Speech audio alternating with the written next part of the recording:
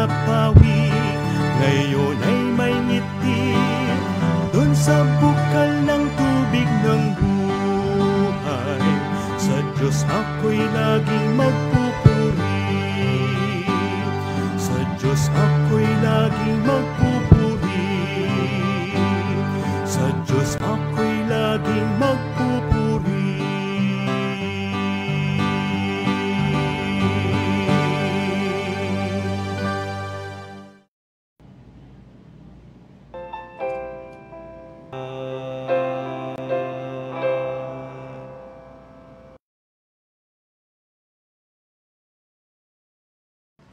Isang magandang gabi po sa ating lahat. Welcome po sa Feasting on the Divine Verses. Ang ministeryo po ng Panginoon ay pinagkatiwala po, pinagkaloob po sa ating pong mahal na Bishop Freddy De Vega. At isa pong kagalakan na ako po ay makapagbahagi po ng salita ng Diyos ngayong pong gabi. Of course, we would like to thank our senior pastor, our Bishop Freddy De Vega, for giving me an opportunity to share the Word of God. At syempre po, shoutout ko po ang ating mahal na Bishop. Nandyan po siya ngayon, nagko-comment po siya sa mga chat box po. At dapat po talaga ang ating mahal na Bishop ang mag-feasting po ngayong gabi. Kasado na po yung ating mahal na Bishop. Ngunit kailangan po niyang mag-visitation po sa isa po sa mga members po natin sa Victory Fundamental Baptist Church. At shoutout na rin po natin si Sister Mirna Tomandao. Kaya naman ipagpatuloy po natin yung pananalangin po kay Sister Mirna. Successful naman po yung operation po ni Sister Mirna. Let's pray for her speedy recovery. Sabi nga po ng ating mahal na Bishop, wala naman daw pong nagbago po, maganda pa rin daw po. Gusto lang daw pong gumastos, kaya po nagpa-hospital. Sabi po ni Bishop po yan. So, let's keep on praying for her complete recovery po. At mamaya po, pag-pray din po natin, si Tatay Josefino Laksamana, ang tatay din po ni Ma'am Mean Limkian. May tubig daw po sa lungs, meron daw pong tubig sa baga at nasa hospital daw po ngayon po. So ngayon po, i-shoutout lang po natin yung mga naabutan ko lang po dito, pero gusto ko po i-shoutout of course yung regular po natin yung mga sumusuporta po sa ministeryo po ito, yung mga kapatiran po natin sa Living Water Baptist Mission Japan. At of course, let's shout out lahat ng members po natin doon, and sa pangunguna po yan ng ni Pastor Robert Verba, Pastor Mark J, at ni Preacher Sir. Of course, usually, mga kasama natin lagi ito, sila Sister Miho Domingo, Sister Dang Soriano, Yolanda Takishima, si Brother Pyong, at lahat po ng mga kasama po natin dyan sa Japan, na wini-welcome po namin kayo ngayong gabi. At ganoon din po, welcome din po sa lahat po ng mga missions po natin and churches, hindi lang po dito sa Pilipinas, kundi all over the world.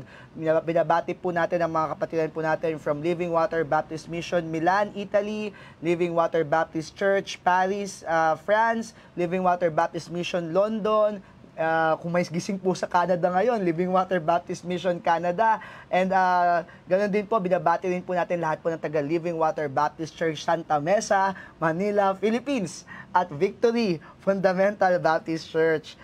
Yung mga ilang pong mga kasama po natin dito ngayon, binabati din po natin Sister Zenaida Miguel, Sister Emeline Shelvo, Joff Castaldo, Preacher Nick Solinap ng London, Mami Malulaw, good evening po. Sister Franchette at lahat po ng mga nasa team Puting Van, kasi papunta po sila ngayon sa Pampanga. Ingatan po kayo ng Panginoon. Ganun din po, good evening din po Sister Cory Simanes, Joshua Basilio, Gail Alarcon, Cesar Alcantara, Sister Michelle, Brother Abraham Agar, Maricel Consina, Mami Vim Resquata, Brother Caljun Arellano, Sister Geraldine Alarcon, Ma'am Maricel Tumolak, good evening din po. At lahat po ng kasama natin ngayon, Sister Elena Viray, Sister Billy Remo, Sister Angel Sato, Preacher Sunny Lim, good evening din po. Brother Edward Pilapil, Sister Mila Sahagon, Ma'am Merly Mabalot, good evening po. At lahat po ng mga kasama po natin po ngayong gabi. Ganon din po ating pong pinapasalamatan ng availability po lagi ng ating pong naghahawak ng technicals pag feasting, si Brother Max Sigen, Austria. Good evening din sa iyo, Brother Max Sigen. At nagpapasalamat tayo kay Brother Dan Cerilla sa pinadala po niyang special number. Si Brother Dan po ay kasalukuyan pong nasa, alam ko, Netherlands po, no? Nasa barko na po siya. At patuloy pa tayong pag-pray. Yung kanya pong kontrata, matagal-tagal po siya ngayon sa barko. Pero miss na po namin ikaw, Brother Dan Cerilia. At bago po tayo pumunta po sa panalangin, dumako po sa panalangin, ay batiin na rin po natin ng isang maligayang kaarawan ang isa po sa mga faithful members po ng Living Water Baptist Church, isang malaking supporter ng ating pong mahal na Bishop Freddy De Vega, walang iba kundi si Brother Ray Melorin. At shout out na rin po sa buong pamilya po ni Brother Ray Melorin, ni Brother Ryan, si Sister Micah, at si Sam. Ayan, so good evening sa inyo at a blessed birthday sa iyo, Brother Ryan Melorin. At sa lahat po na nandito na po, good evening po sa ating lahat. At tama po kayo, Mami Malu. Ako po si Pastor Norman, kahapon po si Pastor Nolan. Nagkalito-lito po kayo kahapon lahat, no? Dahil si Pinols po ang kasama ang nag-feasting kagabi. Meron din po pinapa-shoutout po ang ating pong mahal na Bishop, ang asawa po ni Sister Mirna Tomandao, si Kuya Rene. So, naka-confine po kasi si Sister Mir na malapit lang po kay Bishop. Kaya, nabisita din po ni Bishop sila, Sister Mir na Tomandao. Ayan po. So, make sure po na maisama po natin ang fast recovery po. Again, successful po operation. Thank you very much sa lahat po na nag-pray for Sister Mirna. At patuloy po natin ipag-pray ang lahat po ang kanyang speedy recovery. Ayun, good evening din po, Sister Maricar Enriquez from Italy. Brother Carlo Baltazar, Sister Joy Liwanag, Sister Jennifer Tan, Maria Teresa Ronces Valles, good evening din po. Ma'am P. Agasang, good evening po. Ingat po kayo sa ministeryo niyo po. Papunta yata sila ngayon sa Marikina para magministeryo. At ayan, Brother Rai, sabi ni Bishop, happy birthday daw sa'yo. Okay. So, sige po, tayo po muna ay saglit po na manalangin. Let's all pray. Dear Father in Heaven, we thank you, Panginoon, sa gabi po ito, binigyan niyo po sa amin, sa Panginoon, sa pagkakataon na kami po ay sabay-sabay na makapag-aral po ng iyong salita. Nawa, Panginoon, ay buksan niyo po ang puso ng bawat isa po sa amin sa pakikinig po ng salita niyo po, Panginoon. Lord, gamitin niyo po ako ngayong gabi na ito upang magkaroon po, Panginoon, ng bago matututunan po, Panginoon, ang mga tao makakapakinig po sa inyo. At papapalayahan po kayo, Panginoon, mula po sa inyong salita. Ganyan din, Panginoon, aming pong pinapanalangin patuloy, ang safety pala, Panginoon, palagi, Panginoon, ng aming pong mahal na Bishop, Freddy De Vega, sa lahat po ng kanyang mga ministeryo, lagi niyo po siyang bigyan ng wisdom at talino, at Panginoon, ganyan din po, Panginoon, sa lahat po ng kanyang mga in-handle na ministries, lagi niyo po siyang bibigyan ng katatagan at kalakasan, Panginoon, and even his family, O God, si Sister Sofia, si Ma'am Mariz, lagi niyo po silang iingatan, Panginoon, pagpalait, bigyan ng good health din po. And even, Panginoon, yung mga kasama po nila sa bahay, si Ma'am Tessie, Pastor Orson, Sister Chari, Sister R.A., Brother Justin, even, Panginoon, si Richard Jojo, na lagi po niyang kasama bilang nag-drive po sa kanya, at si Ate Winnie, lagi niyo po iingatan at pagpalain, Panginoon. Lord, we also pray for all the ministries po ng Living Water Baptist Church, pati po ng Victory Fundamental Baptist Church, ay pagpalain, Panginoon, ang mga leaders po nito, Panginoon, ang lahat po ng mga ministeryo ay lumago, Panginoon, sa iyong biyaya. Lord, we're also praying, Panginoon, for the fast recovery, immediate recovery, Panginoon, ni Sister Mirna Tomandao. Nawa, Panginoon, ay ingatan niyo po siya at wala po maging complications, Panginoon, sa kanyang naging operation. Naway makalabas po agad siya, Panginoon, at provide niyo po rin po sila ng pangangailangan po nila, mga needs and provisions, Lord, para sa pagbabayad po nila sa hospital, Panginoon. Lord, we're also praying, Lord, for Tatay Josefino Laksamana, ang tatay po, Panginoon, ni Ma'am Ann Limkian. Nawa, Panginoon, ay gumaling na rin po siya, provide for their needs, O God, at matanggal na rin po, Panginoon, ang tubig, Panginoon, sa kanyang lungs. Lord, we're also praying, Panginoon, for healing kay Sister Maricel Consina at lahat po, Panginoon, ng mga kapatiran po namin na may sakit, Panginoon, ay hipuin niyo po sila, Panginoon, at bigyan niyo po sila ng kagalingan, Panginoon. We're also praying for Inang Charing, na patuloy niyo pong palakasin, Panginoon, for Tita Aida Amican, bigyan niyo rin po ng strength and healing, Panginoon. Lord, ganoon din, Panginoon, kung meron kami mga kapatiran na nabibigatan, nawa, Panginoon, bigyan niyo po sila ng kaginhawaan. Kung meron po kayong mga kapatiran, Panginoon, na naghahanap, Panginoon, ng trabaho o naghahanap ng inyong kalooban, Panginoon, nawa, Panginoon, ay dalahin niyo po sila, Panginoon, sa inyong landas, O God. Lord, thank you for everything. Gabay niyo po kami sa buong gabi po na ito. Ingatan niyo rin, Panginoon, ang mga choir members na papunta po ngayon sa Pampanga upang sumama po, Panginoon, sa practice po ng choir po doon. And even, Panginoon, yung nalapit po namin mga conferences this coming May 12, Panginoon, to 19. Ingatan niyo po, Panginoon, sila Dr. Tim Nolan at ang lahat po ng kasama po nila papunta po sa Pilipinas. Na, Panginoon, maging biyaya po sila sa amin, maging blessing po sila po para sa amin. At ganun din po kami, Panginoon, sa kanila. At Panginoon, even hanggang sa pag-uwi po nila, ay maging safe din po sila. O Lord, lahat po ng mga ministeryo sa week po na yun ay maging successful po, Panginoon.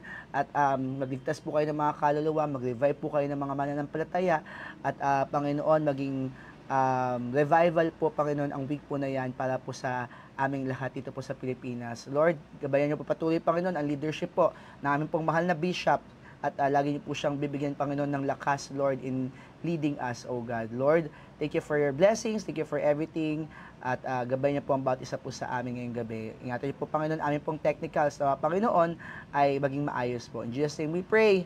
Amen and amen. Ayan po. So, lahat po ng mga kasama po natin ngayong gabi, again, good evening na po sa inyo, good evening po sa ating lahat. At kung nasaan man kayo sa amang pong sulok ng mundo, magandang araw, magandang tanghali, lahat na po.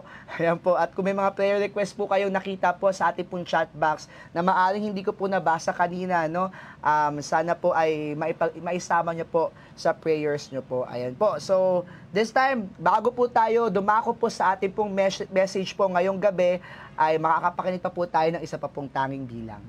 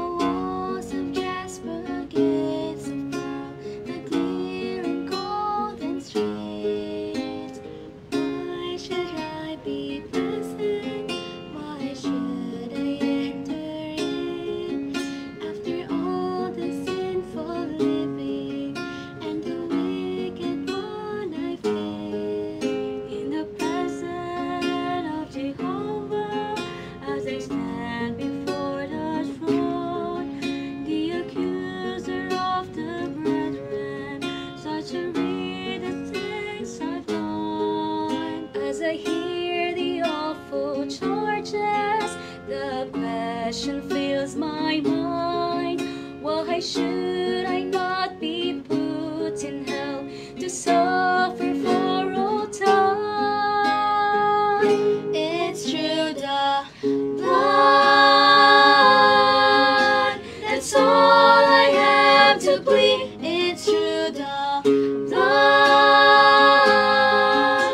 that Jesus shed for me, not by works of my own righteousness, for filthy rags are they, but because of that old rugged tree, hanging on dark Calvary, that is my only plea. It's through the blood.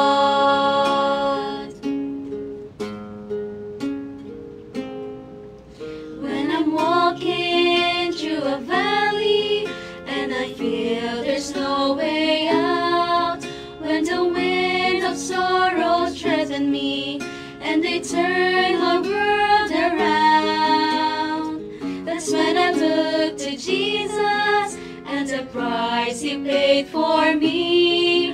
I can lift my hands in praise to Him and shout the victory. It's through the blood.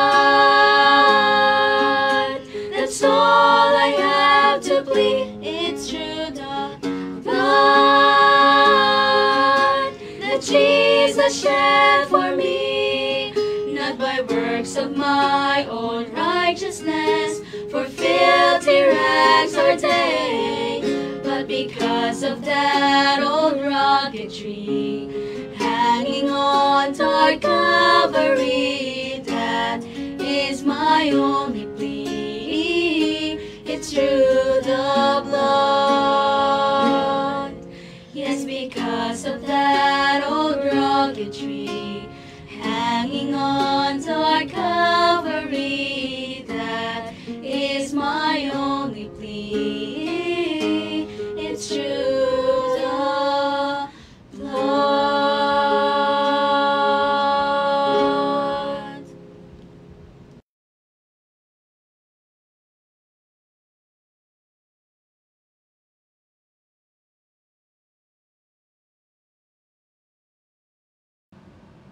Salamat po, Blissful Quartet, sa inyo pong kanta, rendition ng kantang is Through the Blood. At tayo po ay na-bless po sa mensahe po ng awitin. Sadya po talaga na makapangyarihan ang dugo ng Panginoong Hesus. At ito nga po, nung kanina lang po, may nakita akong video mula sa isang Amerikanong preacher, no, na sikat po. At sinasabi niya na ang dugo ng Panginoong Hesus ay hindi nakakapagligtas. Kaya mag-ingat po talaga tayo sa mga pinapakinggan po natin sa panahon na ito, sapagkat malinaw po ang sinabi po ng Biblia na sa dugo ng Panginoong Hesus tayo po ay nagkaroon po ng kaligtasan, sa dugong naitigis po ng ating pong Panginoong Hesus. Kaya talagang ang dami pong lumalabas sa mga false doctrines ngayon po, kaya dapat alam po natin kung saan po talaga nakastand ang Biblia at yun po ang panindigan po natin. At pinaka-safe po talaga dyan ay makinig po tayo sa mga pastor po talaga natin kung ano pong tinuturo nila. Yan po, magtanong tayo sa ating pong mga pastor. Again po, good evening po sa ating pong lahat. Lahat po na nandito na po at ang ating po pag-uusapan po ngayong gabi ay isang very practical po na usapin at alam po natin, sabihin na nating common na problem po ng mga Pilipino lalo, no? Kaya pag binabasa po natin sa Biblia, hindi lang po sa panahon po nila yung problema na ito, ay kahit po kahit po sa ating pong panahon ngayon, problema pa rin po yan. At ang title po ng ating pong devotion po ngayong gabi ay Don't Gossip. Huwag po tayong magchismisan. Yun po yung Tagalog po niyan. Sa direkta pong tawag na translation po sa Tagalog, huwag tayong magchismisan o huwag tayong chumismis. Don't gossip, okay? Don't gossip. Ang gossiping po ay hindi para po sa mga Kristiyano. Hindi po dapat ginagawa ng mga Kristiyano ang gossiping. Masama po yung bagay po na yan. At ang ating pong text po ngayong gabi ay matatagpuan po natin sa 2 Thessalonians, nabulol po tuloy ako no? 2 Thessalonians chapter 3 verse 11. 2 Thessalonians chapter 3 verse 11. At ang sabi po ng salita ng Diyos, "For we hear that there are some which walk among you disorderly, working not at all, but are busybodies." Uulitin ko lang po "For we hear that there are some which walk among you disorderly, working not at all, but are busybodies." Sabi po ng Apostle Paul na meron siyang narinig po sa kanila na hindi nagtatrabaho o hindi nagpa-participate sa gawain ng church, pero busybodies. Busy sila, pero hindi sa gawain. Busy sila, pero hindi mo makita yung participation sa gawain ng Panginoon. Pero sabi, busybodies. Anong idea po ng busybodies mo na yan? Yung mga busybodies po, ibig sabihin po niyan, busy about other people's businesses. Mas busy po sila sa gawain po ng ibang tao o buhay po ng ibang tao. At yan po ang rebuke po ng ating pong Apostle Paul sa mga disorderly Christians. Tinawag po niya na disorderly, walang kaayusan yung mga Kristiyano po na imbes na busy sa gawain ng Diyos, ay busy po sa gawain ng ibang tao o tumingin sa buhay ng may buhay. Kaya nga sige nga po, mag-comment nga po kayo dito po sa ating pong online kung kayo po ay ready na po makinig sa gabi po na ito. Sige nga po, i-type nyo po, don't gossip, don't gossip. Kung kayo po ay ready na makinig po sa mensahe po na ito, i-type nyo po, don't gossip. At habang tina-type nyo po yan, ang gossiping po kasi talagang it's a hated behavior. Pero ang katotohanan po, it's a common behavior. It's a hated behavior but it is a common one.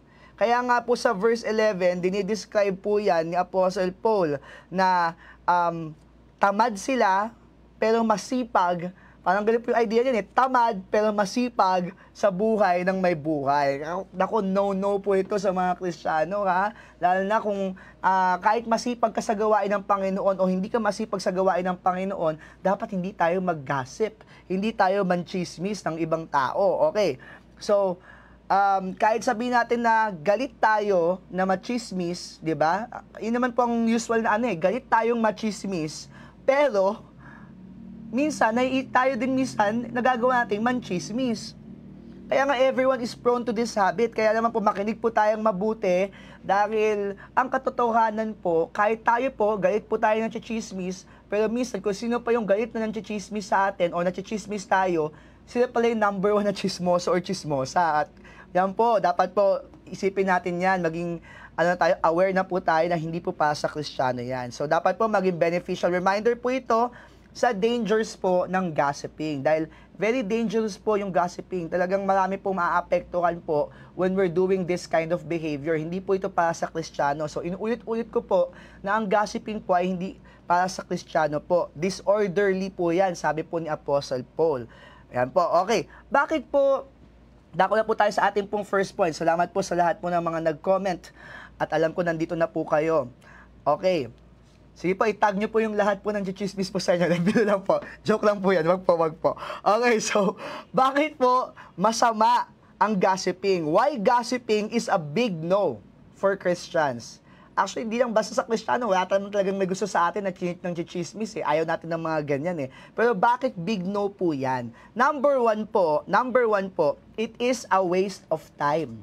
Ang sabi po ni Mami Malulaw, ang i-chismis daw natin yung salvation at gospel at kabutihan ng Panginoon. Ipamalita natin talaga. Yan po yung dapat natin pinapamalita. Hindi yung mga masasamang balita sa buhay ng may buhay, di ba? Kasi pag sinasabi mo natin chismis, usually kasiraan po yung ating pinag-uusapan eh. Kasiraan po yan ng iba. At wag po dapat yan ang ating pong pag-focusan. Let's not focus on this kind of behavior. Instead, ang behavior po dapat natin ay yung kalugod-lugod po sa Panginoon at ikakalakas po ng ibang mga tao. Okay. So, bakit po big no po ang gossiping? Una po, it is a waste of time. Gossiping is a big waste of time. Kaya naman po, ang sabi po ni Apostle Paul sa Thessalonica, sa Church of the Thessalonian Church, they shouldn't waste time in laziness and evil talking about other believers. Kaya nirebuke po ni Apostle Paul po yung mga ibang mga mananampalataya sa Thessalonian Church na wag busy sa iba. Maging busy tayo sa gawain ng Panginoon. Maging busy tayo na ipamalita po ang mabuting balita ng Biblia. Ang pagkamatay, pagkalibing at pagkabuhay po ng ating pong Panginoong Hesus. Ang ikalalakas po ng ating pong mga kapwa, di ba, mananampalataya. Yan po dapat ang lumalabas po sa ating pong mga bibig. Yan po dapat ang ating pong pinag-uusapan. Yan po dapat ang laman ng ating pong fellowship. Kapag ang fellowship po ay napunta na po sa area ng gossiping, maniwala po kayo sa akin, nagiging waste of time lang po yan. Walang kakwenta-kwenta pong bagay na ginagawa. So, when we gossip, there are a lot of things involved na kinokondem po ng Bible. At makinig po kayo mabuti kung bakit po waste of time na sinasabi ko po ang gossiping. Kasi marami pong mga bagay na kinokondem ang Bible na related po sa gossiping. Buksan po natin yung Proverbs chapter 18. Proverbs chapter 18 verses 8 to 9. Proverbs chapter 18 verses 8 to 9. Ang sabi po dyan, the words of a talebearer, yung talebearer po, ibig sabihin po yung chismoso, ganun po yung idea po nun, yun po yung ibig sabihin po niyan, the words of a talebearer are as wounds, nakakasakit po, and they go down into the innermost parts of the belly. Verse 9, he also that is slothful in his work is brother to him that is a great waster.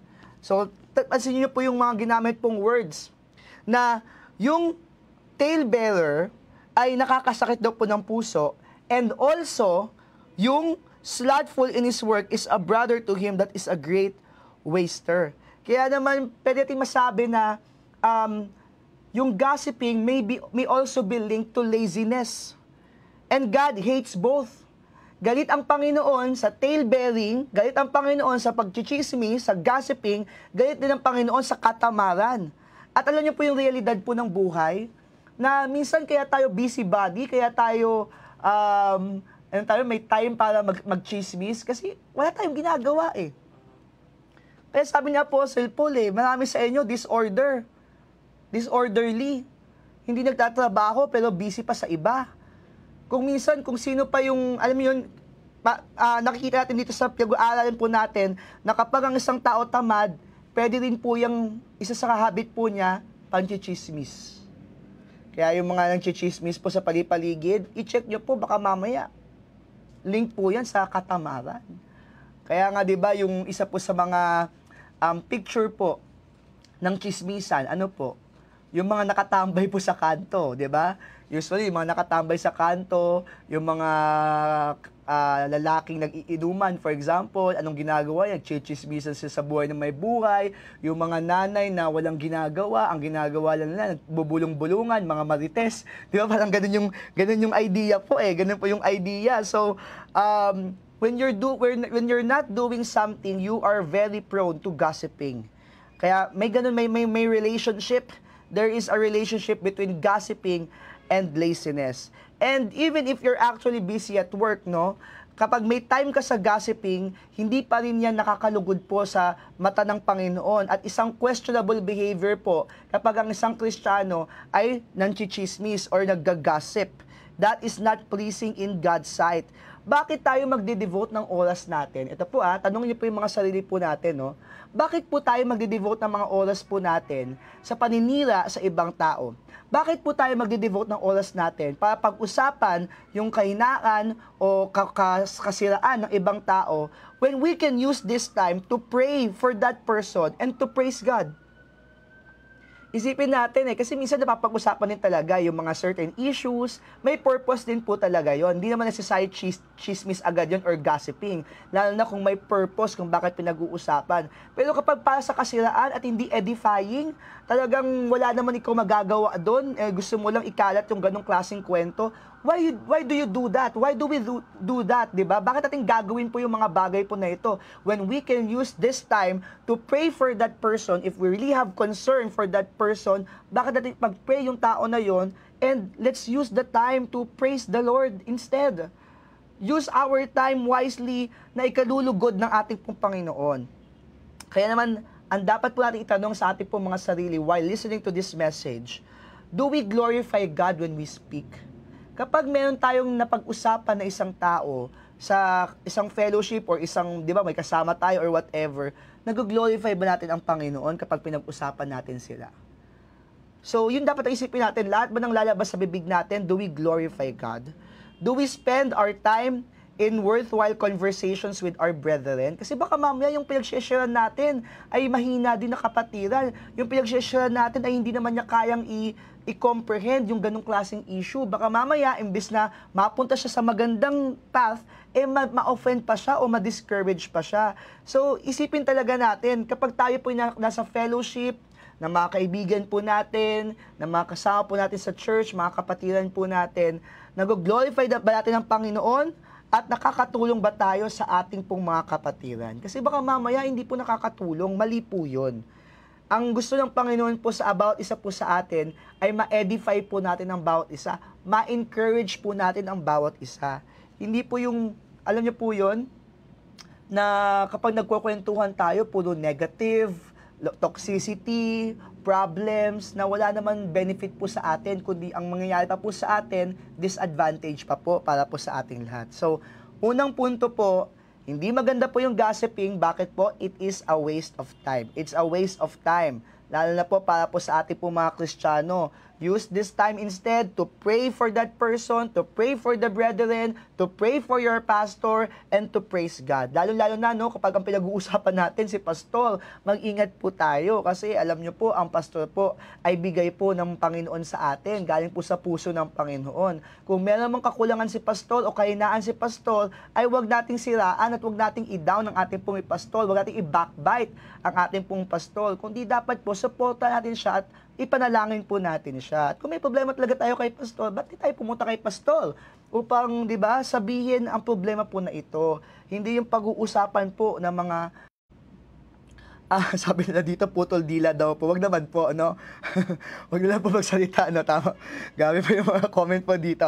Okay, so hindi po dapat natin ginagawa ang gossiping because it's a waste of time, especially for Christians. At wag po natin gagawin lalo yan sa ating pong pastol o mga kapwa, miyembro, kapatiran po. Kasi mga kapatid po natin sila.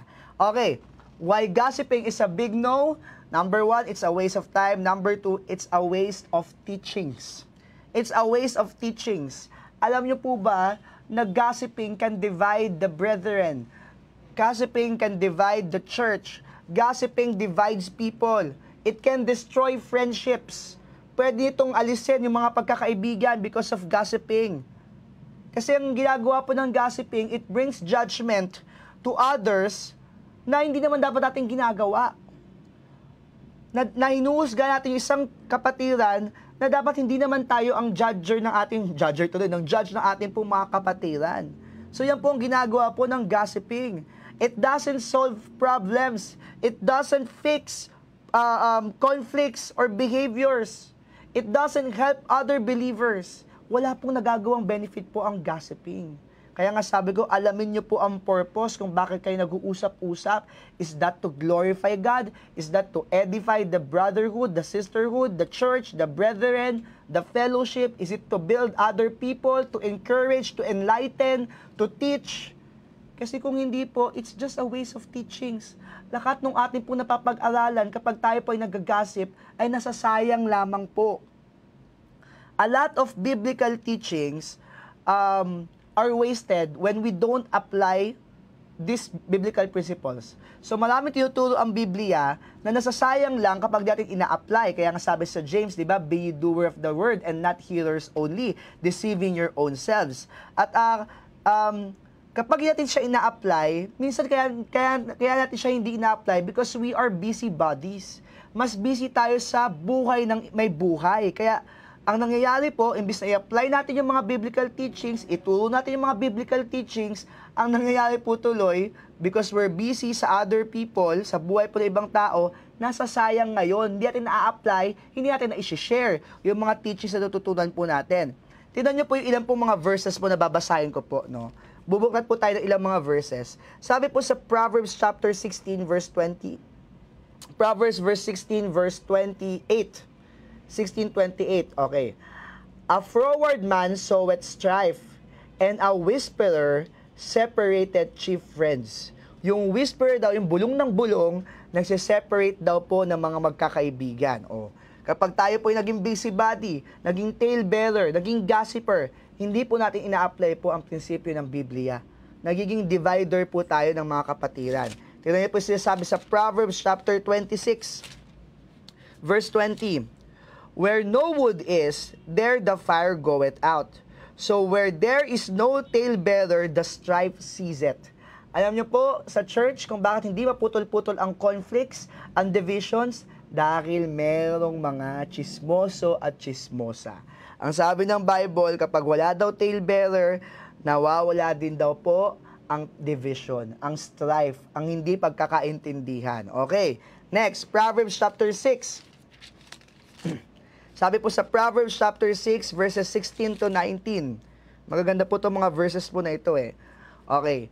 These 6 things doth the Lord hate, yes, 7 are an abomination unto Him. Galit daw ang Panginoon sa mga bagay na ito. Ano po? A proud look, a lying tongue, and hands that shed innocent blood. A heart that deviseth wicked imaginations, feet that be swift in running to mischief. Verse 19, a false witness that speaketh lies, and he that soweth discord among brethren. So galit na galit ang Panginoon sa mga sinungaling at mga chismoso at chismosa. Ephesians chapter 4. Ephesians chapter 4 verse 29. Ano pong sabi ng salita ng Diyos? Ephesians chapter 4 verse 29. Let no corrupt communication proceed out of your mouth. Ano daw po dapat ang lumalabas po sa ating pong bibig? But that which is good to the use of edifying, that it may minister grace unto the hearers. So marami tayong sinasayang, tinatapon po ng mga aral mula sa Biblia kung tayo po ay humihiwalay po sa tulo ng Biblia, especially sa idea po ng gossiping. 1 Timothy chapter 5. 1 Timothy chapter 5, verses 13 to 15. And withal they learn to be idle, tamad po, di ba? Walang ginagawa. Ano po yung ginagawa po ng mga idle people? Wandering about from house to house, and not only idle, but tattlers also and busybodies, speaking things which they ought not. They are speaking things which they shouldn't speak about. I will therefore that the younger women marry, bear children, guide the house, give none occasion to the adversary to speak reproachfully. For some are already turned aside after Satan. Dahil po sa mga tale-bearing, dahil po sa mga busybody, dahil po sa mga gossiper, marami na po ang napunta po sa, nawala po sa ministeryo. Yan po yung sinasabi po ni Apostle Paul. If any man or woman that believeth have widows, let them relieve them, and let the church be charged, that it may relieve them that are widows indeed. Okay, so yun po yung mga sinasabi po ng salita ng Diyos. Ayan po, may illustration po ang ating pong mahal na bishop, babasahin ko po, no? Sabi po ng ating pong mahal na bishop, may member daw po, Pastor, ang haba po ng necktie nyo. Ang sabi ng pastor, heto ang gunting. Member, para saan po itong gunting? Sabi po ng pastor, gupitin mo yung necktie ko. Pagkatapos gubitin ang necktie, pinagsabihan naman siya ni pastor. Sabi po ni pastor, kapatid, ang haba ng dila mo. Thank you po, Bishop. Okay, so mag-ingat po tayo, no? Baka mahaba po yung dila natin, tapos baka may gunting po na hawak si pastor, no? Okay po, salamat po, Bishop, sa illustration po na yan. Okay, Psalm chapter 34, verse 13. Ano po ang sabi po ng Psalm 34, verse 13? Okay po, ang sabi po ng Biblia, keep thy tongue from evil and thy lips from speaking guile. Yan po ang sabi po ng Bible. Exodus chapter 23, verse 1. Exodus chapter 23, verse 1. Thou shalt not raise a false report. Put not thine hand with the wicked to be an unrighteous witness. Huwag daw tayong maglalagay po o magsasabi ng mga false reports. Kasi yan po yung gossiping eh. Usually, hindi naman talaga, baka may dagdag na yan o may bawas na. Kaya nga, naalala ko po, ang lagi pong paalala po natin pong mahal na bishop, huwag tayo masyadong magtitiwala po sa mga second hand o third hand information. Mas maganda pa rin yung mga first hand information, talagang yung mapapagkatiwalaan po natin ng mga resources. Dahil mahirap na po pag galing sa chismis po yung ating pong pagbabatayan. Okay. Hindi lang po yan yung mga tinuturo po ng Biblia tungkol po sa gossiping. Alam niyo po ba na even gossiping ay linked din po yan sa kayabangan? Psalm chapter 101. Psalm 101 verse 5. Psalm 101 verse 5. Ang sabi po doon, whoso privately slandereth his neighbor, him will I cut off. Him that hath an high look and a proud heart will not I suffer. So related din po ang gossiping sa kayabangan. Kaya tingnan niyo po kahit nung sinabi po kanina natin sa Proverbs, no, na galit ang Panginoon sa proud look, sa lying tongue, sa mga bagay po na ito. Kaya naman, ingat po talaga tayo na napupunta tayo sa gossiping. Huwag po tayo maging chismoso or chismosa or maging judge po ng ibang mga tao. Dahil marami po tayong nagagawang kasalanan just by being a gossiper. Okay, so number 1 po, gossiping is a big no because it's a waste of time. Okay? Gossiping is a big no because it's a waste of teaching.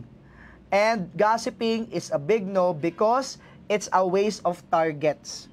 It's a waste of goals. We miss important goals when we gossip.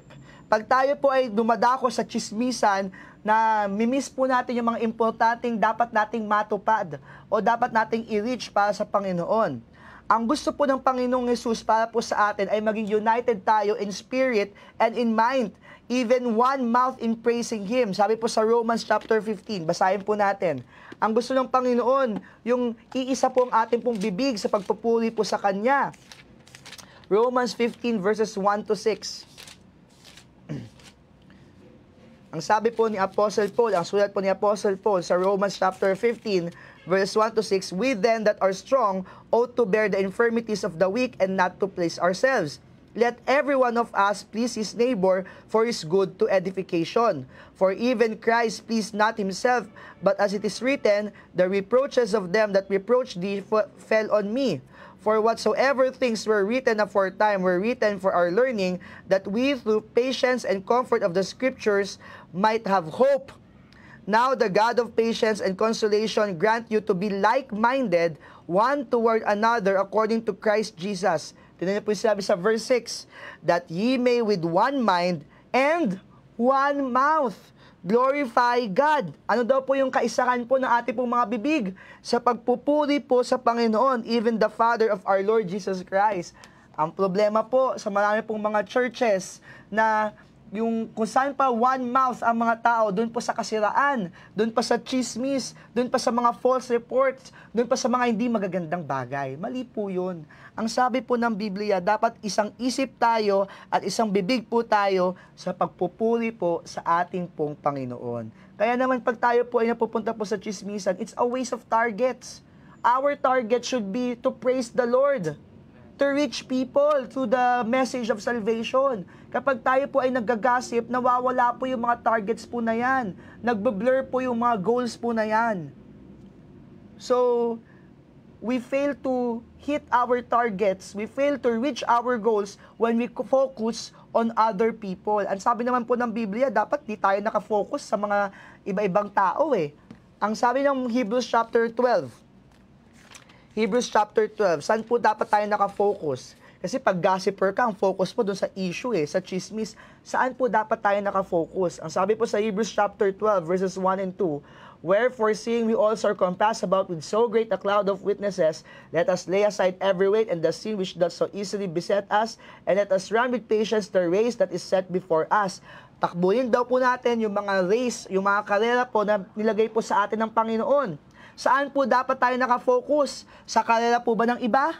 Sa karera po ba ng ibang mga ministeryo? Saan po dapat tayo nakafocus? Looking unto Jesus, the author and finisher of our faith, who for the joy that was set before him endured the cross, despising the shame, and is set down at the right hand of the throne of God. Ang focus po dapat natin ay ang ating Panginoon as we run our individual races. Hindi po sa kung paano tumakbo ang ibang ministeryo, o kung paano tumakbo ang ibang pastol, o kung paano tumakbo po ang ibang mga miyembro. Ang focus po dapat natin ay ang Panginoong Hesus po, habang tayo po ay tumatakbo sa ating pong karera. Kaya naman, ang advice din po ni Apostle Paul, no, sabi po sa 2 Thessalonians chapter 3 verse 12, ang advice po ni Apostle Paul dun po sa mga busybodies na tinutukoy po niya ay maging tahimik na lang po. Be quiet and eat their own fruits of labor.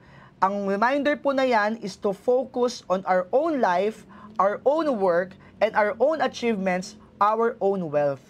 Alam niyo po, sabi po sa 2 Thessalonians chapter 3 verse 12, now them that are such we command and exhort by our Lord Jesus Christ. Tignan niyo po hindi lang to basta exhortation. This is a command by the Apostle Paul. Now then that are such we command and exhort by our Lord Jesus Christ, that with quietness they work. Magtrabaho tayo ng tahimik lang, hindi yung parang kung ano nung pinupuna po natin sa ibang mga tao. Hindi yung busy tayo sa buhay po na may buhay. At ang sabi doon, and eat their own bread. Kung ano po yung fruits ng labor natin, doon tayo mag-focus. Kung pinagpala yung isang kapatiran, wag nating i-down. Kung may kakulangan yung isang kapatiran, wag nating i-down. Alam niyo po yun, yung sinasabi ng Bible na rejoice with them that do rejoice and weep with them that do weep. Yun po dapat ang prinsipyo po natin. Have a genuine concern sa kapatiran. Have a genuine concern sa church. Hindi yung maninira tayo ng ibang mga tao o yung ibang mga ministeryo. Hindi po yan kalooban ng Panginoon. At sa mga gumagawa po niyan, ang utos po ng Biblia, manahimik na nagtatrabaho at kung anong bunga ng iyong pagtatrabaho ay yun ang iyong kainin. Huwag mong pag-focusan kung anong bunga ng iba. 'Di ba? Kung ano pa yung ginagawa ng ibang tao, focus ka lang sa karera mo. Focus ka lang kung anong target mo sa ministeryo, sa gawain mo sa Panginoon. 'Di ba po? Mahirap po minsan kung sino pa yung umaangat sa ministry, yun pa yung gusto nating tirahin. Kaya nga sabi nila, no, sabi po na ang tinitira naman daw po yung hinog na bunga, yun daw po ang pinipitik, sabi nga nung kasabihan. Kaya Alam niyo po, hindi maganda po talaga yung gossiping. Kung meron tayong kapatiran na nalulugmok sa paghihirap, either palo yan ng Panginoon or whatever, problema, testing sa kanya ng Panginoon, kung ano man pinagdadaanan niya, tulungan natin siyang makaangat o makalagpas, 'di ba? Lumakas sa pamamagitan ng Panginoon. Tulungan po natin siya. At kung meron naman tayong mga kapatid na pinagpapala ng Panginoon, huwag natin questionin. 'Di ba? Kung pinagpapala talaga siya ng Panginoon, kasi kung pagpapala talaga ng Panginoon yan, magiging maganda po ang dulot po niyan. So, huwag nating questionin, makisaya po tayo sa kanila. At kapag ginagawa po natin yan, at chinismis natin itong mga to, ay magiging waste po yan ng targets. Even our own races will be affected. Kaya naman, kung saan po tayo dapat busy po tayo dapat sa Word of God. Diyan po tayo dapat unang-una, diyan po dapat tayo laging busy sa salita po ng Diyos. Instead of salita ng kapwa mo, di ba? Doon ka sa salita ng ating pong Panginoon. Doon po tayo mag-focus sa Biblia, sa pagkakalat po ng salita ng Diyos. Dahil sa panahon po natin ngayon, puro negative na po eh. Puro toxicity na po eh. Ang kailangan po nating ikalat ay yung magandang mensahe po ng kaligtasan, yung positive Word of God, na siyang magbabago po ng buhay po ng mga tao. Yan po dapat yung ating pong pinapakalat at dyan po dapat tayo busy. Hindi lang po sa Word of God, dapat busy rin po tayo sa work of God. Sa gawain po talaga tayo ng Panginoon, magpaka-busy. At huwag tayo tumingin sa iba-ibang mga nasa paligid po natin, mag-focus lang tayo sa Panginoon. Huwag natin punahin kung isa, di ba? Although kung leader ka, syempre you have to assess the ministry. But alam niyo po yun, huwag tayo mag-focus sa mga bagay na hindi natin kontrolado. Let's just focus on our work for the Lord. Yan po dapat yun.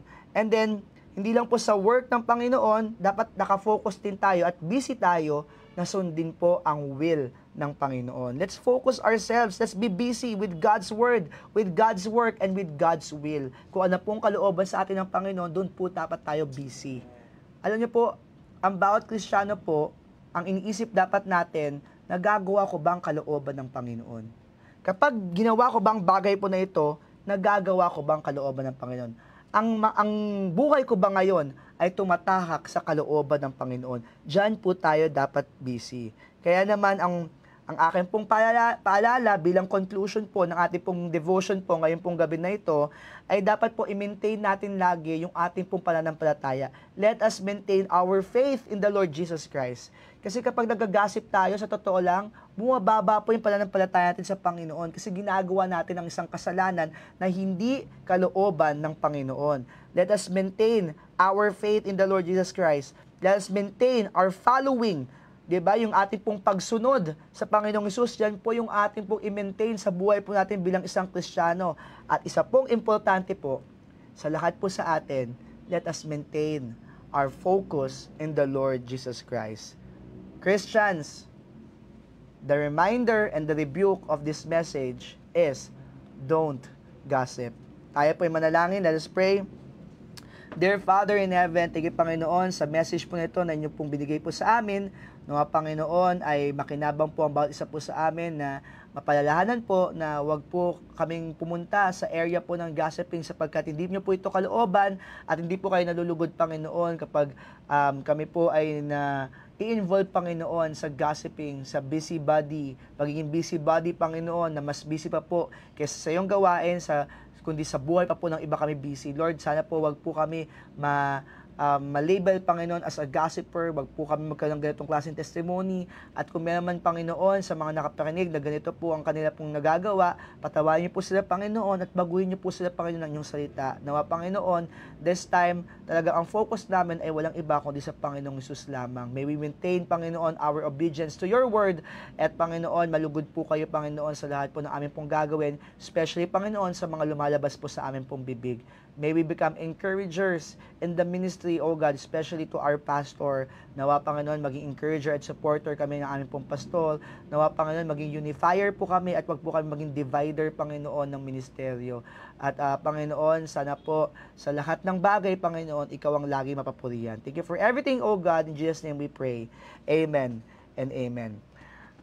Salamat po ulit sa lahat po na nakasama natin ngayong gabi. Of course, thank you po sa ating po mahal na Bishop sa support po at pakikisama din po ngayong pong gabi po na ito. At pagpatuloy po natin pag-pray po ang speedy recovery po ni Sister Mirna Tomandao.